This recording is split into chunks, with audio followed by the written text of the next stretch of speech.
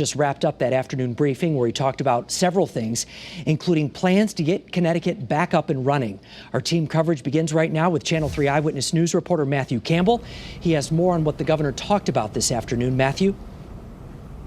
Yes, Mark, you just watched it unfold. A lot of new information coming out about what it's going to take to reopen the state. And this is something that so many of us have been looking forward to for weeks now. Now, no dates are being thrown out, just metrics. And this is important. This is what we know right now. Connecticut needs to see a 14-day decline in hospitalizations and cases. This is also being recommended by the federal government. Then Governor Lamont wants to make sure that we have enough hospital space. And right now, with our current numbers and where things stand and how these cases are really being spread over the weeks, it seems like we are okay right now on hospital space. But then comes something really difficult, and this is something that we touched on at the beginning of the week. This is the regions, because right now we're seeing Fairfield, New Haven, and Hartford counties really with the majority of the cases. Everybody else has done a very good job of flattening the curve, so technically they might be able to reopen a little bit earlier, and doing this region by region is something that the governor is weighing,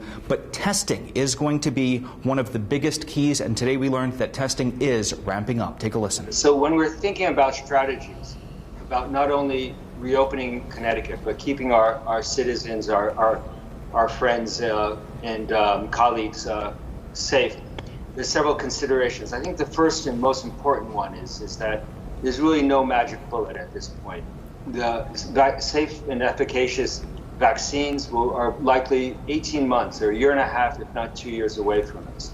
So we have to invest in the hard work now, the hard work in terms of public health and in the hospitals. We do have some evidence, we do have some experiences for best practices that have been done in other states, but many times the countries that have been able to control the epidemic in Asia. And those go back to the ABCs, which is mass testing, offering testing to all members of our communities who are ill from the disease, screening these mass screening, tracing the contacts and isolating them. All right, so there you heard it there. And then there's also another element that is being discussed right now about how things might look when we reopen, and that is the younger population heading back to work first. The older population, those at high risk, might be doing the self-quarantine a little bit longer. That is the latest live above the news from Matthew Campbell, Channel 3 News.